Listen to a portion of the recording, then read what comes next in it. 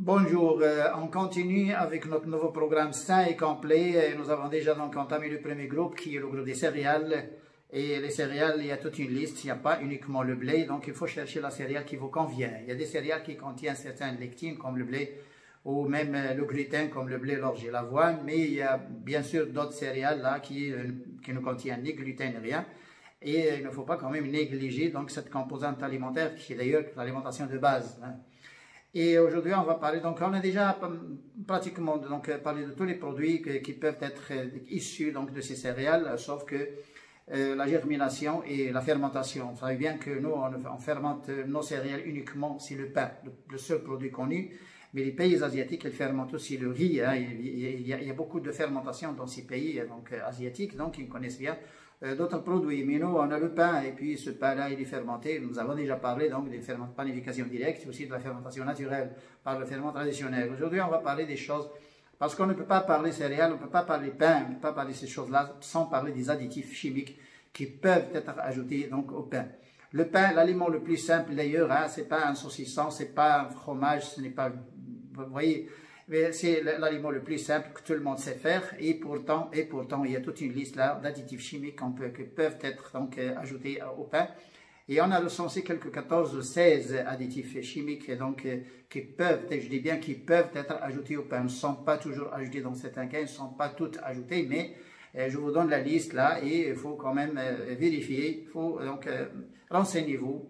Ça dépend du pays là où vous êtes, hein, je ne sais pas si vous êtes aux États-Unis, au Canada, en France, en Allemagne, les pays scandinaves, en Corée, au Japon, en Australie, mais de toute façon, renseignez-vous et c'est tout. C'est bien que dans nos pays maghrébins, il y a des choses qui actuellement, certains boulangeries ont commencé à ajouter des choses, mais je sais bien qu'on n'est pas encore au stade de farine blanchie. Hein. Bon, c'est bien que les Américains, donc ça existe déjà, donc farine blanchie, les Européens aussi, donc ils blanchissent la farine du blé, la farine donc pour la panification.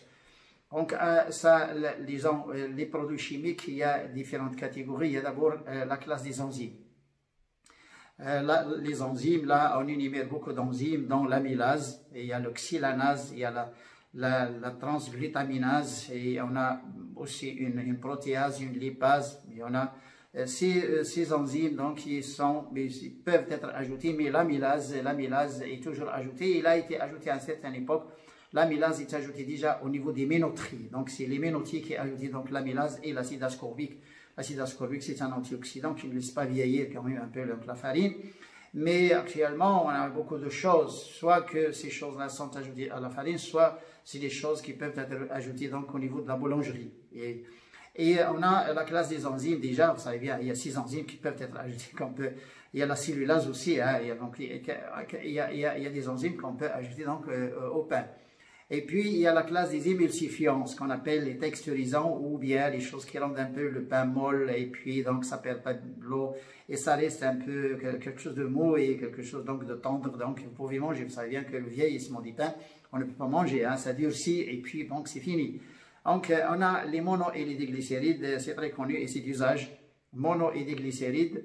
Et on a les stéaroyl, on a la CSSL, la NSL et puis la CSL, c'est-à-dire la stéaroyl lactate de calcium et la stéaroyl lactate de sodium. Il y a deux. Et on peut aussi ajouter la lécithine, c'est compté avec donc, ces produits, la lécithine, que ce soit végétal ou animal. Bon, la lécithine est aussi parmi donc, les ingrédients qu'on peut ajouter au pain. Donc déjà, on a déjà un peu les 5. Et disons, les antifongiques, enfin les antimicrobiens, on a sorbate benzoate, mais c'est tout le benzoate qui est utilisé. On a aussi les propionates benzoate. Bon, on a d'autres produits qui sont d'ailleurs des produits de blanchiment, des produits qui donnent le pain, donc cet aspect.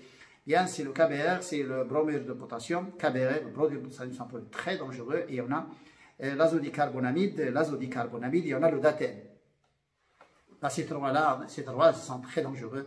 Et d'ailleurs, la liste des 5 les plus dangereux dans le monde, il y a ces 3, plus les colorants et plus les acides gras en trans, la matière grasse en trans. C'est les 5 les plus dangereux. D'ailleurs, c'est très connu d'ailleurs par les chercheurs. Donc, on a le datème c'est un diacétyltartrique, donc ester de monoglycéride. Le datème, c'est connu, le datème, ça peut bien ajouter. Donc, écrivez datème sur le Google, là, et vous saurez donc des choses qui ne vont pas vous plaire, certainement qui ne vont pas vous plaire.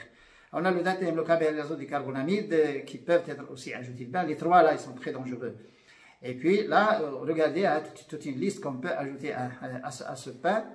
Et là, on ne mentionne pas, surtout les pains qui sont vendus comme ça, soit au niveau des boulangeries, ou soit au niveau des supermarchés, là, on ne mentionne rien. Est-ce que c'est un pain qui contient donc ces ingrédients, oui ou non? Donc, on ne va pas vous le dire d'ailleurs. Mais bon, on a commencé d'ailleurs à exiger une étiquette au moins donc sur ce pain, sur le sac d'ailleurs qui contient donc ces pains, mais ces petits pains, ces croissants, ces pains blancs, les pains de mie, c'est beaucoup de choses là. Et regardez, il y a toute une liste, et parmi cette liste-là, il y a des produits dangereux, là, surtout les personnes qui ont des problèmes, donc qui sont diabétiques. Bah, je n'ai pas parlé des sucres et je n'ai pas parlé de la poudre levante. Bon, il y a parfois c'est une poudre levante, c'est pas une levure. Bon, je n'ai pas parlé du sucre parce que le sucre aussi peut donc s'ajouter. Donc il y a les boulangers d'ailleurs, les boulangers ajoutent du sucre. Et je ne conseille pas les diabétiques d'ailleurs de consommer ce pain blanc. Pourquoi? Parce qu'on peut éventuellement ajouter du sucre au niveau de la boulangerie. Et c'est un pain blanc, il n'y a pas de fibres donc insolubles, donc c'est pratiquement, c'est un indice glycémique d'ailleurs très, très élevé, donc je ne conseille pas. Les gens qui ont des problèmes avec le côlon, tous les problèmes de type digestif, ce qu'ils évitent, donc ce pain industriel, donc ce pain blanc, et les diabétiques, les personnes qui ont des problèmes cardiaques, et puis les personnes qui sont asthmatiques, qui ont des allergies. Parce que l'azote dicarbonamide est incriminé dans l'asthme et aussi quand il est incriminé dans les allergies. Regardez la liste. Pourquoi d'ailleurs je dis ces choses-là? Parce que ça, c'est des choses-là que vous n'allez d'ailleurs apprendre nulle part. Il n'y a personne qui va vous dire donc ces informations. D'autant plus que les personnes actuellement qui sont en formation, en nutrition, en diététique ou en naturopathie ou des trucs comme ça, même la kinésithérapie, même là, c'est des personnes qui doivent faire attention parce qu'avant, la naturopathie fonctionnait. Actuellement, elle ne fonctionne pas à cause de ce régime alimentaire plein de cancérigènes, plein donc, de produits chimiques. Et puis, sur la cuisson, hein, c'est une cuisson par friture, c'est une cuisson rapide, c'est micro-ondes, c'est des trucs comme ça. Les gens de la naturopathie, il faut qu'ils fassent attention à la nutrition. Sinon, leur procédure ne va pas marcher. La phytothérapie, avant, il marchait bien. Maintenant, il ne marche pas. Pourquoi? Parce que l'homme était, disons...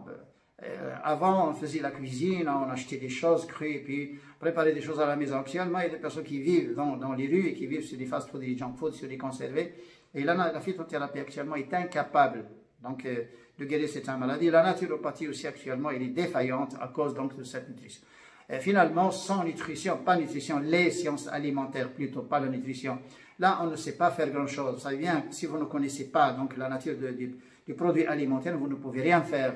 Il y a des gens qui recommandent un petit morceau de pain grillé pour les diabétiques, là. Mais attention, mais les ingrédients qu'on peut ajouter, ça peut causer autre chose à ce diabétique. Pas uniquement donc, une hyperglycémie, ça peut bien causer des problèmes au niveau de problèmes cardiaques et d'autres maladies. Et puis, il y a des gens qui ont un Crohn et puis ils continuent à manger ce pain blanc industriel qu'ils achètent des supermarchés. Mais arrêtez d'abord les choses qui vous causent donc des problèmes. Et puis vérifiez au moins, bon, arrêtez les choses. Et regardez si vous vous sentez bien. Si vous vous sentez mieux, ça veut dire que vous avez déjà un problème avec le pain. Les gens ne font pas attention à ce pain. Pourquoi? Parce que c'est un aliment simple et parce que c'est préparé à partir de la farine. Bon, ils ne pensent pas à ces choses-là. Et regardez, les ingrédients, ils sont plus dangereux que les ingrédients qu'on trouve dans les saucissons. C'est plus dangereux que les ingrédients qu'on trouve même dans les biscuits, dans certains types de gâteaux et des trucs comme ça. Donc il y a toute une liste. Là, on va pas quand même continuer à, disons, ignorer ces choses-là et puis à dire aux gens qu'on peut, même la médecine moderne, quand on donne un corticoïde ou quand on fait la chimiothérapie ou la radiothérapie, ou quand on donne même un antibiotique pour les enfants qui ont des problèmes, donc des amygdalites, des trucs comme ça, si on ne change pas le mode de vie, si on ne tient pas compte de ces additifs chimiques-là qui détruisent l'immunité, là, le résultat ne sera pas, le résultat escompté d'ailleurs ne sera pas à 100%, il sera à 50 ou à 40%, et à ce moment-là, on aura bien disons, sorti des micro-organismes d'ailleurs antibiorésistants. L'antibiorésistance actuellement, c'est dû à cette immunité un peu qui est affaiblie, c'est une immunité d'ailleurs détruite. Mais ça dépend des pays parce que je sais bien que, disons, l'Union européenne interdit donc ces choses actuellement pour le pain. Les Américains aussi, les Canadiens, pas les Américains, les Canadiens aussi, ils interdisent certaines choses, donc à ne pas mettre dans le pain. Sinon, il y a des pays qui n'ont pas de réglementation, comme nos pays, les pays arabes et les pays maghrébins, ils n'ont pas de réglementation. Et n'importe quel boulanger peut bien ajouter ces choses-là, parce que nous n'avons pas une liste négative. Nous n'avons pas, malheureusement, et ce contrôle actuellement qu'on fait, on ne contrôle jamais le pain. C'est ça notre malheur.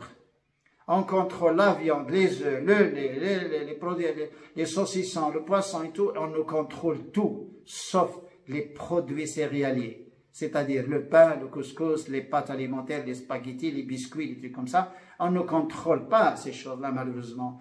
Et puis quand on parle hygiène alimentaire et sécurité alimentaire, et là on s'oriente directement vers les salmonelles, les campylobactères, les clostridium, les micro-organismes. On incrimine toujours les micro-organismes. Mais on n'incrimine jamais les intoxications chroniques à long terme. Là, il n'y a pas un aliment industriel là, où il n'y a pas un agent chimique là qui provoque une intoxication à long terme chronique. Mais on n'en parle jamais. Et c'est ça notre problème, c'est que les personnes de par le monde, je ne parle pas du Maroc, ni de la France, ni de l'Algérie, ni de l'Égypte, hein, de par le monde, le contrôle alimentaire actuellement, c'est un contrôle qui ne fait que 5 à 7% et on essaie toujours d'ailleurs d'aller vers les micro-organismes et les toxines. Et les micro-organismes ne sont pas tellement dangereux comme les 3 molécules que j'ai citées. Vous savez bien, hein, un staphylocoque n'est pas plus dangereux que le KBR, n'est pas plus dangereux que l'azodicarbonamide, n'est pas plus dangereux que le datème. Pourquoi? Parce que c'est des substances-là qui ont une intoxication à long terme, une intoxication chronique, qui vont détruire des choses dans l'organisme et on va vous dire que la cause n'est pas connue. À la fin, on va vous dire qu'on ne sait pas c'est dû à quoi. Bien. Et les gens qui sont en formation, il faut qu'ils fassent attention, il faut bien qu'ils ficelent. Il faut que c'est une formation qui doit être ficelée, hein, sinon vous ne pouvez pas travailler actuellement avec des intoxications chimiques et tout ça. À notre épisode. Au revoir. Salam alaikum.